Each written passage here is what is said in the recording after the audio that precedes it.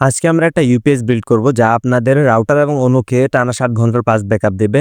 তো ভিডিও শুরু করার আগে চ্যানেলটাকে সবাই সাবস্ক্রাইব করে দেবেন। আর আজকের ভিডিওটা কোনো ধরনের টানাটানি ছাড়াই দেখবেন, না হলে কিছু বুঝবেন না। তো প্রথমে আমাদের লিথিয়াম আয়ন ব্যাটারি প্রয়োজন। আমি এখানে 18650 লিথিয়াম আয়ন ব্যাটারি ইউজ করছি। আপনারা চাইলে যে কোনো ব্যাটারি ইউজ করতে পারেন। আর এফিসিয়েন্সির জন্য আমি একটা বাক কনভার্টার ইউজ করছি LM2596। আর এখানে চার্জিং এর জন্য TP4056 মডেল ইউজ করছি। আপনারা চাইলে 3 এম্পিয়ার IP2312 চার্জিং মডেলটা ইউজ করতে পারেন। আর এখানে আরেকটা TP4056 চার্জিং মডিউল নিছি, যার সবগুলো আইসি আমি খুলে নিছি। এটা ফিমেল কানেক্টর হিসেবে আমি ইউজ করব, যাতে হিটিংয়ে ওই সার্কিটটা যদি আমি ডাইরেক্ট লাগাই তাহলে গ্লু গানে আঠা খুলে যাবে। তো আমি এটা সেপারেট হিসেবে ইউজ করব। এখানে একটা ক্যাপাসিটার ইউজ করছি 25 ভোল্ট 2200 UF এর। আর এখানে মেন ইউপিএস সার্কিট বোর্ডটা, এটা বাজারে বা অনলাইনে 250 থেকে 300 টাকাতে কিনতে পাওয়া যায়। এটা খুব ভালো একটা সার্কিট যদি মডিফাই করে নেওয়া যায়। আর আমি এখানে হিটসিং লাগাইছি, কারণ হিটিং যাতে একটু কম হয়। আর ইউপিএস এ লাগানোর জন্য এখানে এলইডি আর প্রয়োজন মতো ফিমেল কানেক্টর 3টা লাগবে। অন অফ একটা সুইচ, এটা আমি পুরাতন ইউপিএস এর মাদারবোর্ড থেকে আমি খুলে আনিছি। এটা যে কোনো আপনারা অন অফ সুইচ ইউজ করতে পারেন।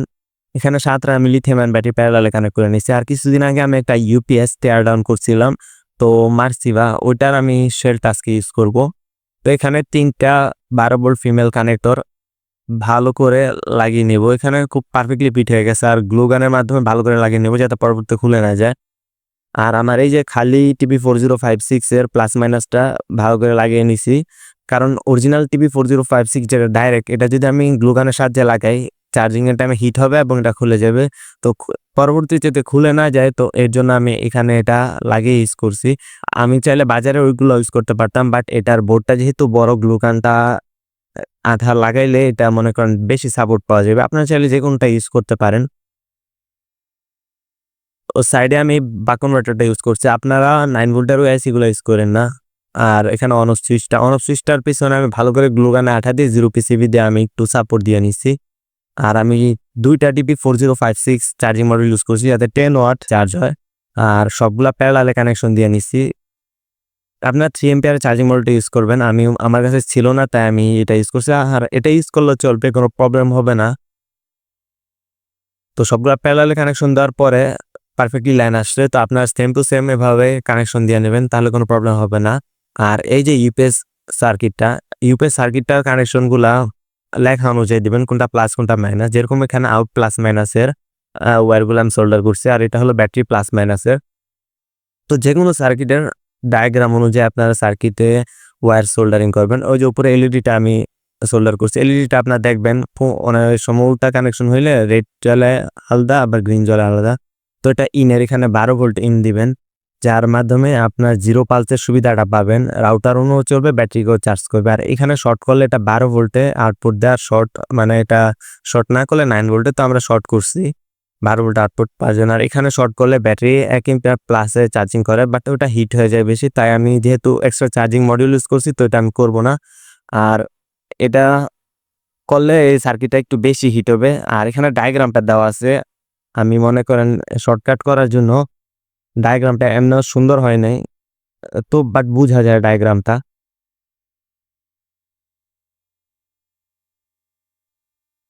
তো আমি সবগুলা কানেকশন করে নিছি। আপনার ডায়াগ্রাম অনুযায়ী সেম টু সেম কানেকশন করে নেবেন। এই সাইডে আমি ক্যাপাসিটরটা লাগাইছি, আর এখানে হইলো ইউপিএস বোর্ডটা সাইড দিয়া। তো আমার কেবল ম্যানেজমেন্ট অনেক খারাপ। এই যে এখানে দেখেন এলইডিটা ব্লিঙ্ক করতেছে, মানে এটাতে পাওয়ার আসছে। তো এই সার্কিটটার আমার এই জিনিসটা ভালো লাগে, মানে এলইডিটা টানা জ্বলে না, হালকা হালকা ব্লিঙ্ক করে, যা কোনো মনে করেন এত পাওয়ার লস করে না। এটা অন করলে দেখেন গ্রিন এলইডিটাও জ্বলছে, আবার ব্লু এলইডিটাও জ্বলছে। ব্লুটা হলো বাক কনভার্টারে, আর গ্রিনটা হলো ইউপিএস বোর্ডের, মানে বুঝা যেতেছে যে পাওয়ার আসছে। আর এই অন অফ সুইচটার মাধ্যমে কিন্তু পুরোপুরি রাউটার অন বা অফ করা যাবে। তো এটা একটা সুবিধা রিস্টার্ট দেওয়ার ক্ষেত্রে, বা আপনার রাউটার প্রবলেম হলে অফ করার ক্ষেত্রে। দেখেন খুব সুন্দরভাবে চার্জ হচ্ছে। আর আমরা ইনের ক্ষেত্রে যদি এখানে 12 ভোল্টের অ্যাডাপ্টার ইউজ করি, তাও ওটা দিয়ে কিন্তু ব্যাটারি প্রায় 600 মিলি এম্পিয়ারে চার্জ করে এই ইউপিএস বোর্ডটা থেকে। আর এই সেম চার্জার দিয়ে আপনার রাউটার এবং অনুকে যখন কারেন্ট থাকে পাওয়ার দেয়, তো ব্যাটারি থেকে কোনো পাওয়ারই লস হয় না। তো আমি চেক করার জন্য 12 ভোল্ট 500 মিলি এম্পিয়ারে একটা অ্যাডাপ্টার ইউজ করছি। আপনারা কিন্তু মিনিমাম একটা 2 এম্পিয়ারের অরিজিনাল চার্জার বা 3 এম্পিয়ার 4 এম্পিয়ার যা পারেন একটা ভালো মানের চার্জার ইউজ করবেন, কারণ এটা দিয়ে রাউটারও চলবে, অনুও চলবে কারেন্ট থাকা অবস্থায়, এবং ব্যাটারিও চার্জ করবে। তো এটা একটা ভালো একটা পাওয়ার সাপ্লাই ইউজ করবেন। এই যে দেখেন এটা দেওয়ার সাথে সাথে রেড এলইডি জ্বলছে মানে এটা চার্জও হচ্ছে এবং এটা চার্জ শেষ হয়ে গেলে এই রেড এলইডিটা অফ হয়ে যাবে এবং চার্জ হওয়া অবস্থায় ব্যাটারি থেকে ব্যাকআপ না, ডাইরেক্ট এই পাওয়ার সাপ্লাই থেকে ব্যাকআপ যাবে। তো ভালো মানের 12 ভোল্টের পাওয়ার সাপ্লাই ইউজ করার চেষ্টা করবেন। অরিজিনাল জেনুইন 2 এম্পিয়ার হলে আরো বেশি ভালো হয়। তো এটা এখন আমি টেস্ট করব যে আউটপুটগুলো কত আছে। আর আপনারা বাক কনভার্টারের যদি 5 ভোল্টের রাউটার হয় 5 ভোল্ট, 9 ভোল্টের হলে 9 ভোল্টের ইউজ করবেন। আর যদি দুইটাই 12 ভোল্ট হয় তাহলে বাক কনভার্টার তো ইউজ করার কোনো দরকারই নেই, ডাইরেক্ট দুইটা লাইন দিয়ে দিবেন। আর আমি টেস্ট করছি একটা রাউটার হাইস্ট 6 থেকে 7 ওয়াট টানে। এই যে এটা দিয়ে 12.55 ভোল্ট আউটপুট পাচ্ছে, মানে একটা কারেক্ট অ্যাকুরেট আউটপুট আসছে। এবং পরবর্তীতে আমি ভেরিয়েবল রেজিস্টার মানে চেঞ্জ করে 9 ভোল্টে আমি সেট করে নিচ্ছি। আপনারা চাইলে 5 ভোল্ট যদি রাউটার থাকে 5 ভোল্টও সেট করতে পারেন। আর এখানে 7809 আইসি ইউজ করবেন না, ওটা কিন্তু হিট হয় যার কারণে পাওয়ার লস বেশি হয়। তো আমি এই জন্য বাক কনভার্টারটা ইউজ করতে বলছি, এটা এফিশিয়েন্ট। তো এটা যখন আমি 12 ভোল্টের অ্যাডাপ্টারটা দিব, এটা যেহেতু চার্জও করবে প্লাস আমার ব্যাকআপও দিবে রাউটার এবং অনুকে। এই যে দেখেন এটা 9.19 ভোল্ট, এটা কিন্তু চার্জার থেকে আসছে, ব্যাটারি থেকে না। এটা খুলে দিলে ব্যাটারি থেকে ব্যাকআপ আসবে। তো এখানে ডাবল সাইড টেপ দিয়ে আমি দুইটা সার্কিট এভাবে প্যাঁচায় নিছি। আর এটা যেহেতু আমি ইউজ করব না, তো এটা এভাবে মানে প্যাঁচাইছি। আর এটা এত হিট হইলে কিছু হয় না। আমি একটা ফ্রেন্ডে দিছিলাম, প্রায় 15 দিন প্লাস ইউজ করছে, তো কোনো প্রবলেম হয় নাই। খুব পারফেক্ট 8 ঘন্টা 9 ঘন্টা ব্যাকআপ পাচ্ছে, তো ওটা কোনো প্রবলেম না। আর আমার ক্যাবেল ম্যানেজমেন্ট অনেক খারাপ। আপনারা একটু বড় বক্সে বানানোর ট্রাই করবেন। আমি শর্টকাট মনে করেন ওয়েতে বানানোর চেষ্টা করছি। আর এটা কিন্তু খুব ভালো ব্যাকআপ দেয়, আমি ট্রাই করছি বাসায়। আমি নিজের বাসায় তো ট্রাই করছি, আর আমার ফ্রেন্ডরাও দিচ্ছে, আর 15 দিনের উপরে ব্যবহার করতেছে, এটা কোনো প্রবলেম হয় নাই। আর এই যে দেখেন এটা অফ অবস্থায় ব্লিঙ্ক করবে আর অন অবস্থায় দুইটা এলইডি জ্বলবে ভিতরে। তো আমি এটা বক্সটা লাগিয়ে নিয়ে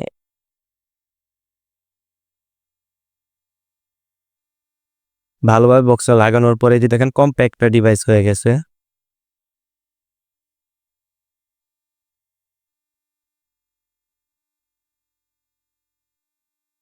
তো এটা চার্জ দেওয়ার পরে যে দেখেন পিছনে দেখা যায় যে এলইডি হইতাছে, মানে এটা ফুল চার্জ হয়ে গেলে ব্লু হয়ে যাবে। আর ওই জায়গায় যদি 12 ভোল্টের অ্যাডাপ্টার লাগান তাহলে দেখবেন ওই রেড এলইডিটা অফ হয়ে যাবে।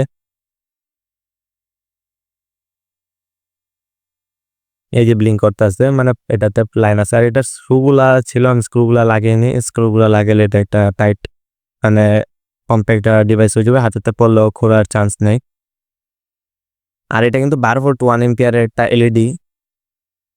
তো এটা খুব পারফেক্ট ভাবে আমি দেখছি জ্বালায়া। আর একটা রাউটার এবং এটা অন্য একসাথে চললে 7 থেকে 8 ওয়াট টানে। আর এটা ইজিলি 12 ওয়াট আউটপুট দিতে পারে। আর হিটসিং লাগাইছি, কোনো প্রবলেম হবে না। আর এই সার্কিটটা দিয়ে আমি আরেকজনের এটা ইউকেস বানিয়ে দিয়েছিলাম, উনি প্রায় 1.5 বছর প্লাস কোনো প্রবলেম ছাড়া ইউজ করতেছে। তো আমার মনে হয় না কিছু হবে। আর ক্যাপাসিটরটা ইউজ করবেন তাহলে ভোল্টেজটা ফিল্টার আউট হয়ে আসবে।